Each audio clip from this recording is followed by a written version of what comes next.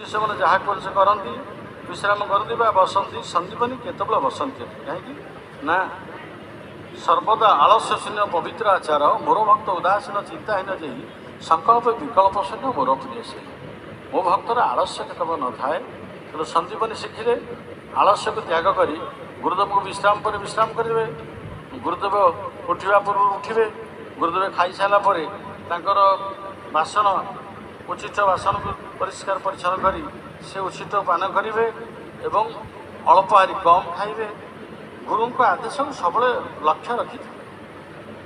ଏମିତି ହଉ ଶିଷ୍ୟମାନେ ଧୀରେ ଧୀରେ ଈର୍ଷାନ୍ୱିତ ହେଲେ, କହିଲେ ଗୁରୁଦେବ ସନ୍ଦୀପନୀ ସବୁବେଳେ ଆପଣଙ୍କ ପାଖରେ ବସୁଛି, ଆମେ ଏ କାମ କଲୁ ସେ କାମ କଲୁ, ବିଲକୁ ଗଲୁ, ତାପରେ ବଗିଚା ସଫା କଲୁ, ଗୋମାତାଙ୍କ କଥା ବୁଝିଲୁ, ସନ୍ଦୀପନୀ ସବୁବେଳେ ଆପଣଙ୍କ ପାଖରେ ଆସିକି ଅଳସୁଆ ହେଉଛି ବସୁଛି, ଆମ ସାଙ୍ଗେ ପଠାନ୍ତୁ। ଗୁରୁଦେବ ସେଇ ସମୟ ପାଇଁ ପଡ଼େ ଯା ଯା ସନ୍ଦୀପନୀ ଯା ଟିକେ କ'ଣ କାମ କରିଦେ। ସବୁ କାମ କରନ୍ତି, କାମ ସରିଲା ପୁଣି ଆସି ଗୁରୁଦେବ ପାଖରେ ବସେ। ଏମିତି ଚାଲିଲା। ଧୀରେ ଧୀରେ ସନ୍ଦୀପନୀ ଗୁରୁଙ୍କର ମାର୍ଗାନୁସରଣ ହେଇ ଆଗେଇ ଚାଲିଥାନ୍ତି।